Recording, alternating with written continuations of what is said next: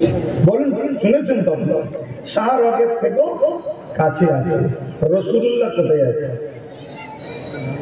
কোরআন কি জিজ্ঞেস করো না যে আল্লাহ তো শাহরগের থেকে কাছে আছে, তাহলে মোহাম্মদ রাসূল কোথায় আছে?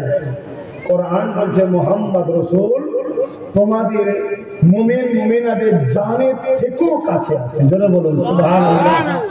শাহরগ আর জান খুব ভালো করে বুঝবেন। আল্লাহ যখন কোন জিনিসের মূল্য বাড়াচ্ছে, তুমি আমি যদি কমাই, তার মানে আল্লাহর বিরোধী, নবীর বিরোধী নয়। কথা বুঝছেন?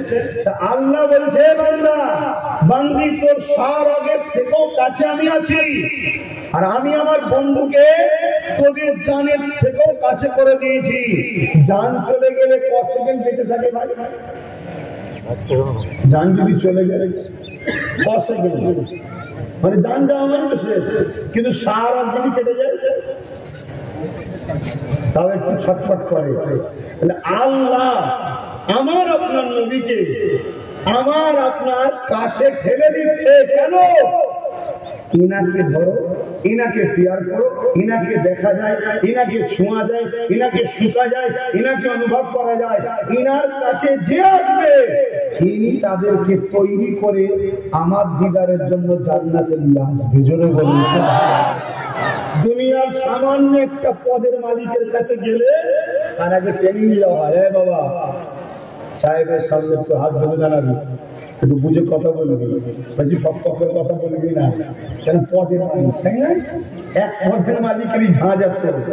হ্যাঁ, তাহলে ভাবো কোরআনে ছিল কি 99টা পদ, আর অনেক তাফসীরের কিতাবে আছে আল্লাহ 3000-এর উপরে পদ আছে। জোরে বলুন সুবহানাল্লাহ।